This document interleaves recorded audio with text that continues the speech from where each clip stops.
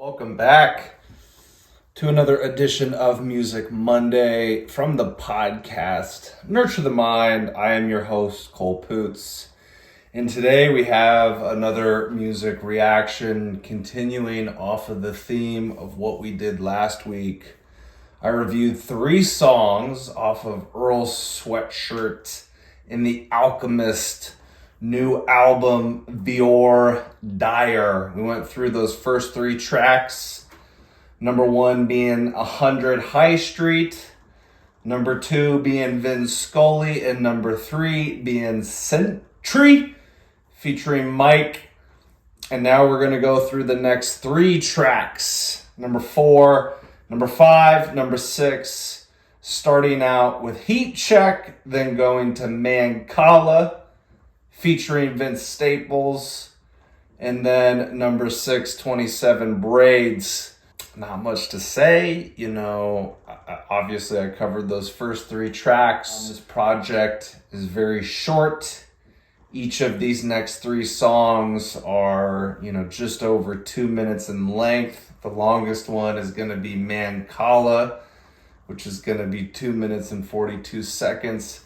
But like I said last week, that's what makes a reaction, a music review of Earl Sweatshirt so interesting, is because it's so short in its delivery, it's so compact, there's so much that you have to unpack, and you're not going to get it in one listen. So I'm going to do my best to give my best reaction, my best review.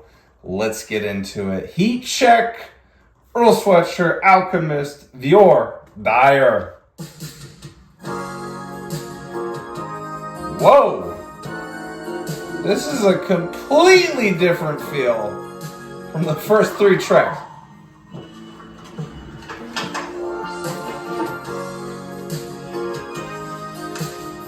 What the fuck are we listening to? Couldn't cope with the dope fiend shit, that's a whole needle. So I can't promise that I won't leave you. I put my all in and I broke even. Profit trying to told people, chuckle at the known evils. I stepped over when they rolled to the bros, I laying low treating you. Petals of roses and broke trees. Little the road I was on swinging. I couldn't hold shit with cold fingers. In other words, niggas don't feel you, really. Stay on my square like Sicilian slice. Power spread like Jiffy. It make perfect sense, you try and get a bite. I sniff it. I caught her with a sidewinder, slithering in the wine. And listen, it's hissing like spinning vinyl. This cylindrical system of life, vicious cycles. The mice give up when it's dinner time. The 6'9" style snitching spiteful. Mine the biggest, but I'm staying tight-lipped. In addition, I ain't switching sides. On some my niggas simplify shit. Do not tread on me. The living die with a smile, getting fly, watching water rising. Blood on the horizon. Blood spilling out the idol. They try and judge like Simon. I'm leaving on the note most highest. Drop the mic like Ryan. Told dog it's on the floor like Kybit. I'm flying. Heat check. Might hit an island if you need to get a feed. Heat check. I had the mouth time, I need a little reset. Heat check. Putting numbers on the board, fucking up the defense. Heat check. Hershey hooking out west like Kareem did. Heat check. There's a little spot they had where they were throwing the ivory, 3 to be exact, amongst various other, equations. They're gonna let you know that as well. I think it's time for a demonstration. Okay, track number 4, Heat Check. 2 minutes and 30 seconds. A very interesting choice for an instrumental. From the moment that song started and the instrumental started to play, I had no idea what I was listening to. I feel like that instrumental belongs in like the 90s for like a commercial, some type of infomercial.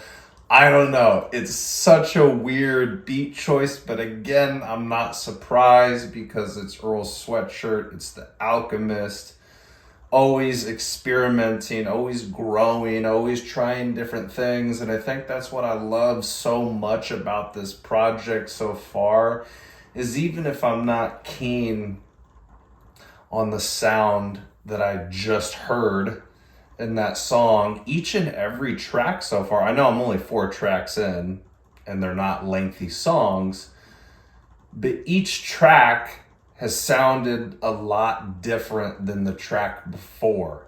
So it just feels like in this project, they, as a collective unit, have just experimented with so many different sounds. So you really don't know what you're gonna get when you're listening to these guys as you go from track to track. And so, again, man, didn't really catch much of the lyrics. If I'm just kind of analyzing the title saying heat check, you know, when you think of a heat check, I think of basketball, like a basketball player that's on a hot streak in a game, and maybe he's hit 4 or 5 3-pointers in a row. He's feeling himself. He's in rhythm.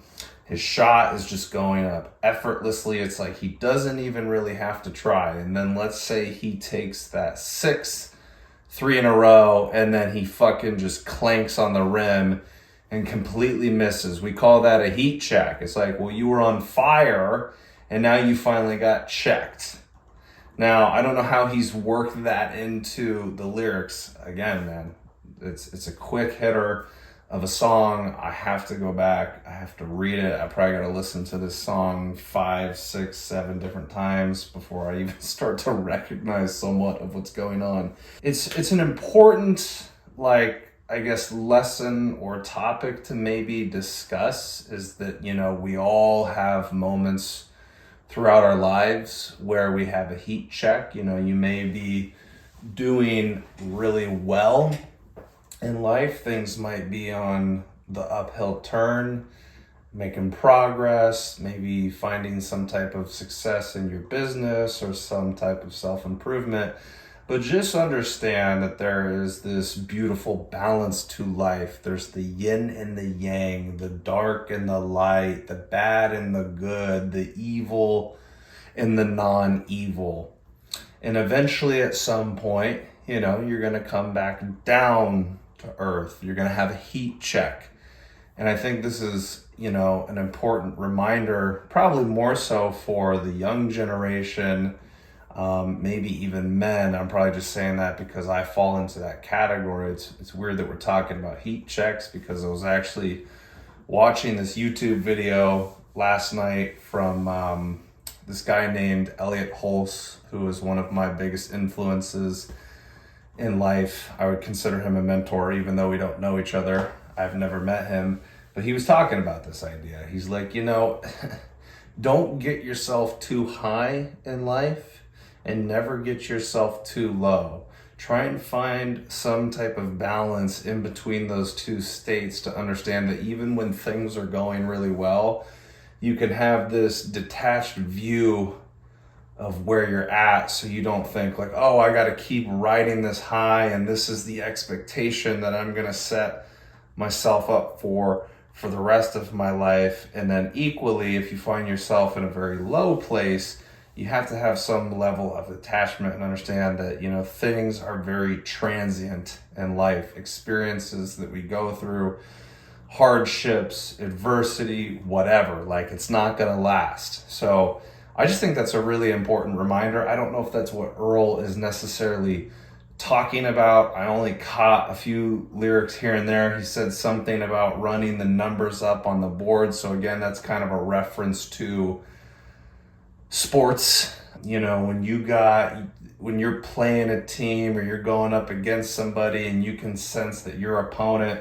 is on the ropes, well, that's not the time to let up on the pressure. If anything, you gotta put your fucking foot on the throat of the opponent and finish the job. Heat check, it sounds like a sports reference. Who knows what Earl is talking about? He's probably fitting that in to some philosophy of life. I mean, this guy just thinks in such a deep context, and so I wouldn't be surprised if that was the case. Yeah, the instrumental, man, like, it just threw me for a loop. I can't say that I hate it. I can't say that I dislike it. I'm just like, what is this? This doesn't even seem like it fits. But like I said, what I appreciate so far about this album is everything has really changed from each and every track. Nothing is the same. So, and that's the thing too, is like, you can't have any expectations when you come into an Earl project. I remember the first time I saw Earl was, I've only seen him once. So the only time that I saw Earl, I live in Iowa, and I went down to Lawrence, Kansas. It's like 3 hours from where I live, and there's this one venue called the Granada, and that was back in April or May of 2019, and Earl was performing, so this was the first time that I got to see him. And I remember I went with my best friend Dakota, and Dakota is not like a huge rap fan. I mean, he appreciates good art, he appreciates good rap, but he's more into like rock and roll, alternative, metal, like all those different genres. And so he was just coming to support me because I didn't want to go on my own. And he knew a little bit about Earl. He respects Earl as an artist. And I remember, just like being so hyped for this concert. I'm like, dude, I cannot wait to see Earl perform. I'm like, yo, it's going to be fucking lit. It's going to be insane. And then there was a part of me like halfway throughout the show where I was kind of like disappointed. I'm like, man, like this should be more lively. There should be more going on, like more energy in the crowd. And then I kind of thought about it and I had an epiphany. I was like, Earl is not the type of artist that necessarily drops bangers. I mean, if you think of like the song Pre off of Doris, the opening track to Doris, I mean, I would consider that a banger because there's heavy bass in it. But Earl is a very uncharacteristic artist that doesn't do things in a defined, definitive, confined way. Like, there are no rules when it comes to this guy. And so I kind of had this epiphany and I had to lower my expectations. I'm like, that's not the type of artist that Earl is he's not going to come out there and be this crazy hype man, like, yo, like jump the fuck up and down. I mean, maybe he's done that at various points, but that's certainly not what he's known for. And then if you think about his music is, again, just so like dejected and distorted and experimental. So like, I just never even put two and two together that type of music may not translate in the same experience at a live show of what you typically see at concerts or artists like Travis Scott or like Drake or like Tyler, the Creator, that are putting on these big performances, this big experience. And I was like, holy shit, dude, like I gotta rein it in. That's not who Earl is. So yeah, not surprised with the variety, the subtlety, and the delivery that we've heard so far on VOIR DIRE. Let's go to song number 2, Mancala, featuring Vince Staples. We get 2 features from Vince Staples on this album. I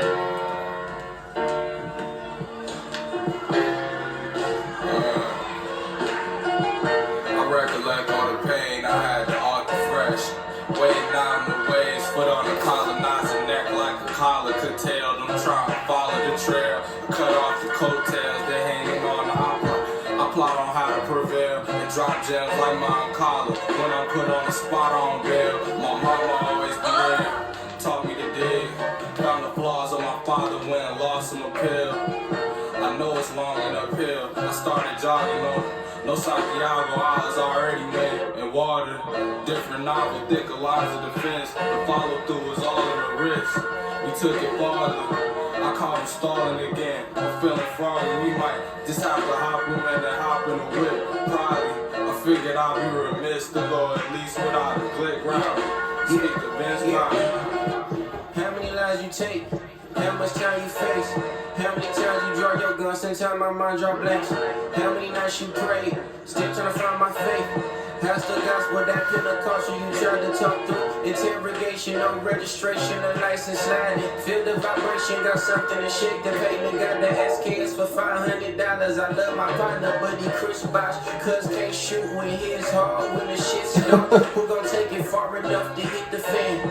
I just stacked so many rounds, feel like the Michelin Man. Tired, but I stuck around, they stabbed us in their hands. So what's my back to them? I have to straddle fence, smacking shit. Got my mama reading acts and shit. Fighting all my life, can't pray at night because the calluses. Skipping school to shoot it through his cat, be still a graduate. Sliding like an advocate, promises some after this.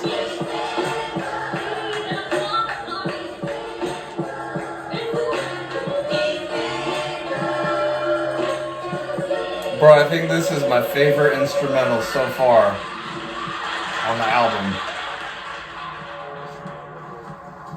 Don't even trip on like whether you gonna do a good job or bad job or all that other shit, man. You just gotta be there, man. You just gotta wake up. That's all. You just gotta just be present, bro. Like fuck, like oh man, am I gonna fuck up? So He's playing one of his old songs in the background from Sick.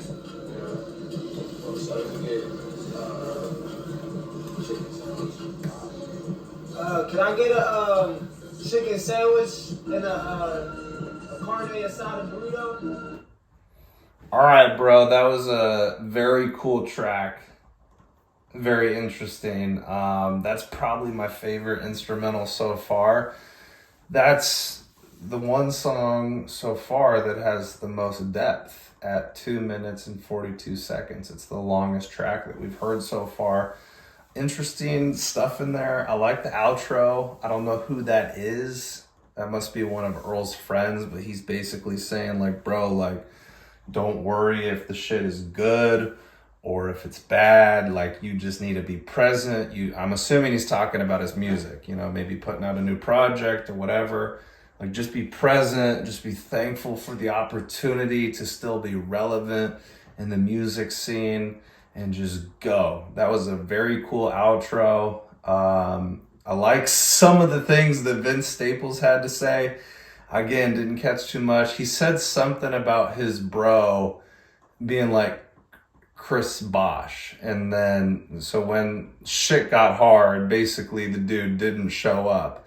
So Chris, this is, you know, all these sports references coming to play, which I'm a geek for sports, so I pick up on those things quite naturally. But Chris Bosh played for Toronto Raptors, and then he went to Miami Heat, and I can't remember if he finished on the Cleveland Cavaliers because he kind of followed LeBron there for a second. But notoriously, in Miami, they created the Big Three, which was Chris Bosh, LeBron James, and Dwayne Wade. And I thought Chris Bosh, I mean, he was a pretty good player. I don't know where that reference comes from. Maybe like when, you know, the game was on the line or he had to hit a big shot, he would basically fade or disappear. That seems to be the reference that Vince Staples is making to his friend. But then Earl, in the beginning, I feel like all of the lyrics that I catch in these songs is like Earl kind of talking about the past and how hard it was and how he had to get out of it. He said something about starting to sprint and like running uphill.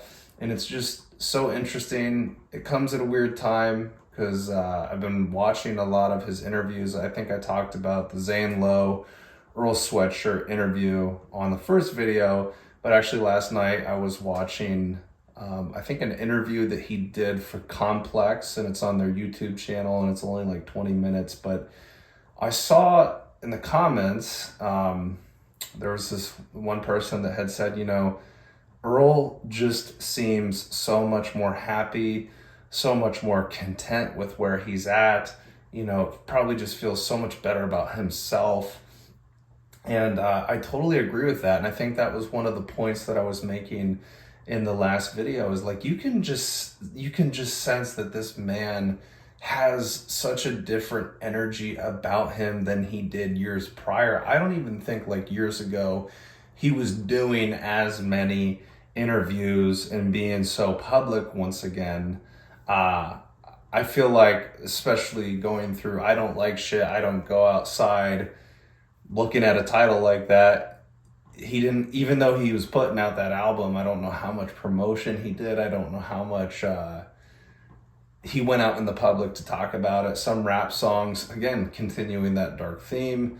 So maybe not. And there was a point in time too where I can't remember what year that was. But he actually had to not go on tour. The tour that he was supposed to go on, he actually canceled due to like anxiety, depression, having a lot of like panic that was going on in his life. And so I'm super happy for this man and how far he's come. You know, I talked a little bit about that last week, like his journey, everything that happened from his father passing to his grandma passing when he was younger, and then having to be sent away to a boys' school. I'm just happy for him because I feel like he has finally gotten to a place in his life where he is somewhat content and just feels really good with where things are at. Like, I think we can just sense that on this project, and then just seeing him in these interviews and how he's talking and how he's speaking, just super cool to hear. And then another little detail, I don't know if you guys caught on to that, if you heard that, but there at the end of Mancala, it's when that guy, his friend or whatever, is talking, it sounds like he's actually playing a track from Sick, his last album. I don't remember what the song actually was, but it sounded like he was playing that in the background. So that song was cool. Like, there was a lot of little interesting details, a bunch of little things that I picked up on. I think so far that's probably my favorite track if I had to pick one. So now let's go into 27 Braids. It's the last song of this video that we're gonna review.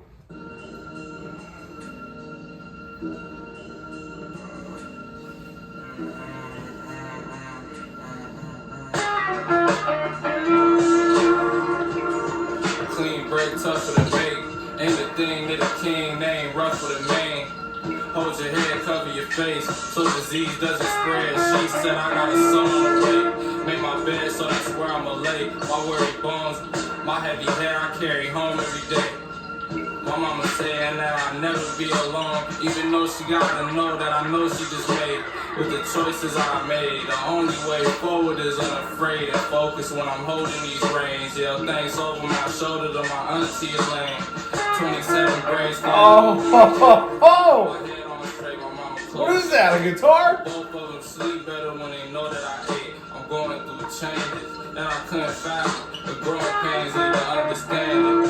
I'm no passenger on the plane, precious cargo in the cabin. My whole take on baggage just ain't the same. Don't fall for the fake magic. This guy is a prophet. With the David Blunt pattern, so we jabbing weed. I'm trying to farm up some lavish green with the fam. Levi spread, sharing everything with the team. Spreading seeds, spilling drinks for the dead.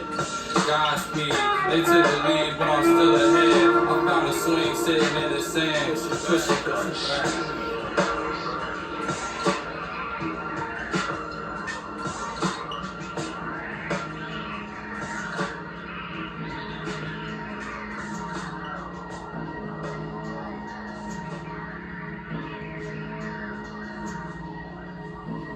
My ancestors tried to open the door that separates us from our Creator. But you need no doors to find God. If you believe. If you believe, you are. Dude, that song was so fucking good, and it needed to go longer. Oh my God, like, nothing crazy in the instrumental, but I'm going to assume it was a guitar that you heard every so often. It wasn't going on the entire time, but that was such a like interesting, weird sounding instrumental, and that guitar just like gave it enough soul to carry it all the way throughout. And Earl, once again, man, I catch snippets, but the snippets that I catch are so fucking profound. He said something about how his girl was telling him that they were gonna have a kid, that she was pregnant, and then, oh my God, I'm already forgetting the lyrics, but he's like going through these growing pains, but these growing pains basically lead to an understanding of self. And this is something that I've been trying to remind myself of so much here recently, because I tend to get very down on myself. I tend to get very hard on myself sometimes. I'm a fucking perfectionist. It doesn't mess with me as much as it used to, but it used to be a really big problem, and it would come out a lot even when I made these videos. If I felt like if I didn't have enough to say, if I felt like it wasn't interesting, it didn't flow, if I didn't think it was a good reaction, man, like it would just fucking eat up at me. Like I had to get it right. But like, so separate from that, you know, him saying like, this pain, this frustration that we experience, like these life experiences that may be hard on us, that test us, that fuck with our mental, as hard as they are to get through, especially in the moment, because when you're in the moment, when you're going through it, when you're in the thick, dense forest of your emotions, shit is the hardest. It's hard to see the long term. It's hard to pull back on your view and go for that 10,000 foot view because you're in the middle of it. But going through shit like that only helps us, only prepares us. If we could shift our perspective to one that says, hey, when I go through hard shit, when I'm having a hard time, when I'm very frustrated, when it feels like things aren't going right, when I'm about ready to give up, it's in those moments that we are growing the most, that we are making the most change. And also getting through situations like that gives you the confidence, gives you the mentality moving forward that you can get through anything in life. It's no surprise, it's no guess as to why as you get older, you're more content.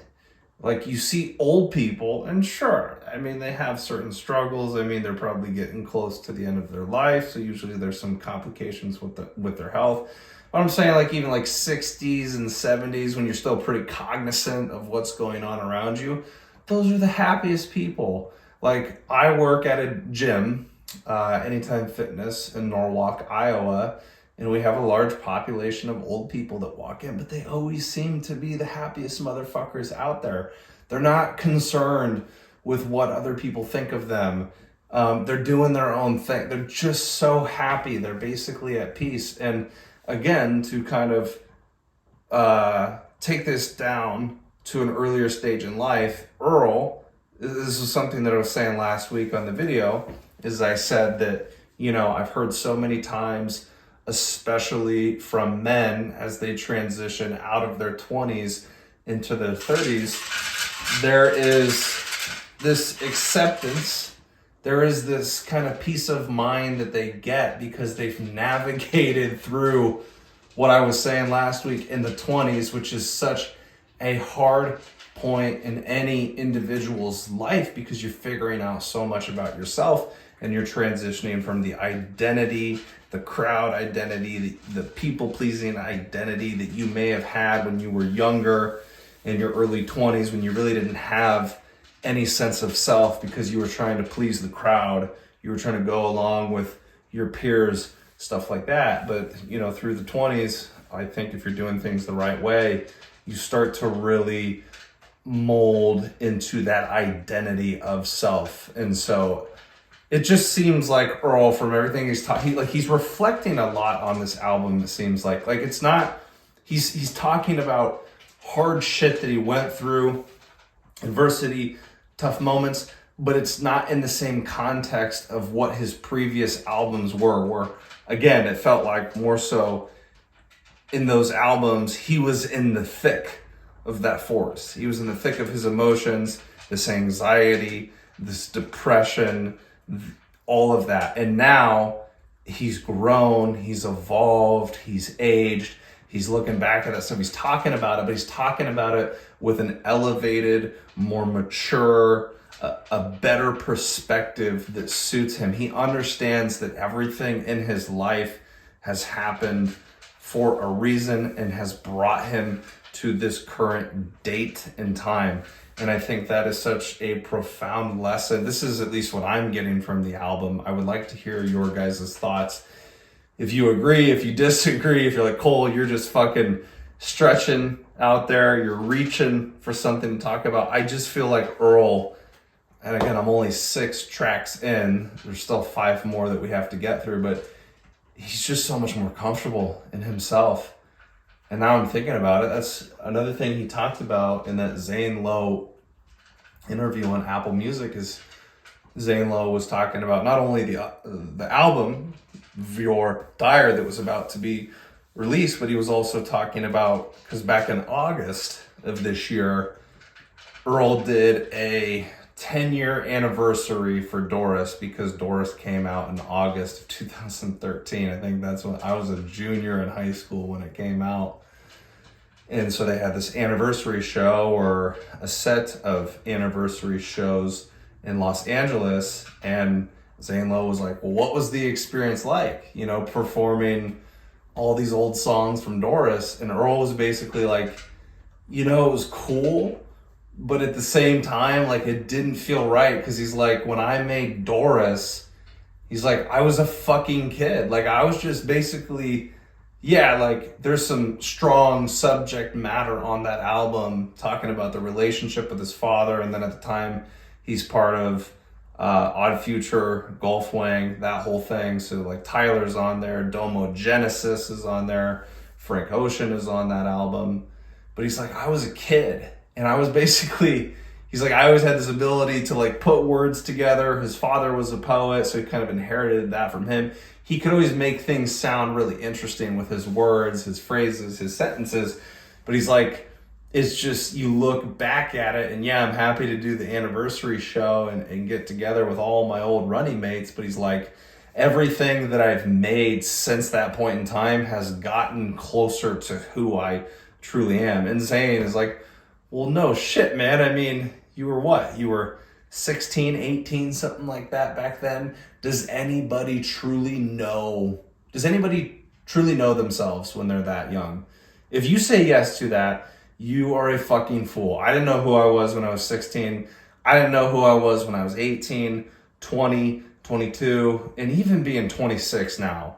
I have a better understanding of who I am, but I don't know who I am fully. I think that answer will only continue to materialize and come to the surface more and more, and it will only become more self-evident as I get older and as I explore life and go through experiences. And so it was just really cool to hear Earl put it into that perspective. I just think he's very self-aware and just understands things on a deep level. And that's why he's one of my favorite artists, man, because he makes, like, conscious music, like, for the conscience, like, shit that makes you think. It's not the surface level shit that we hear on the radio nowadays. And I'm not trying to hate anybody or, like, call out certain artists, but that's not the music for me, man. Like, I need shit that has depth, that makes me feel something.